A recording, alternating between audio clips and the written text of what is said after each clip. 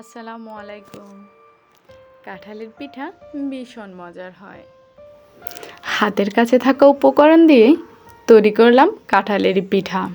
খুব সহজেই তৈরি করা যায় এবং ঝটপট।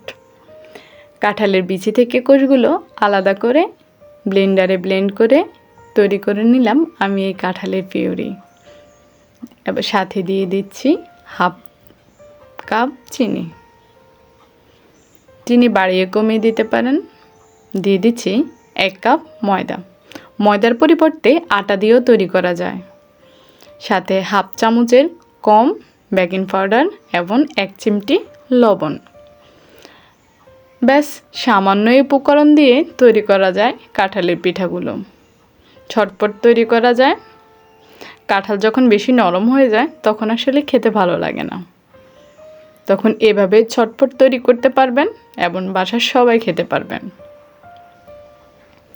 চুলায় প্যান দিয়ে প্যানটা গরম হয়ে আসলে দিয়ে দেব তেল। তেল গরম হলেই মিডিয়াম আঁচে রেখে পিঠাগুলো দিয়ে দিব।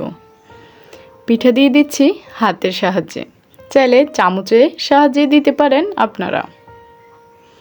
এক পাশ হয়ে এলে অন্য পাশ উল্টে দেব।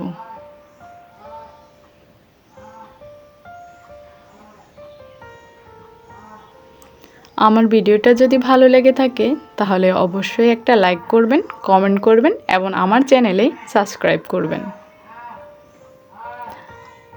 পিঠাগুলো ভাজা হয়ে গেছে, তুলে নেব পিঠাগুলো। পিঠাগুলো খেতে অসম্ভব রকমের মজা হয়, খুবই ভালো লাগে। বাসার সবাইকে তৈরি করে খাওয়াবেন, সবার ভীষণ ভালো লাগবে। খেতে যেমন মজার, তৈরি করতেও সময় লাগে খুবই।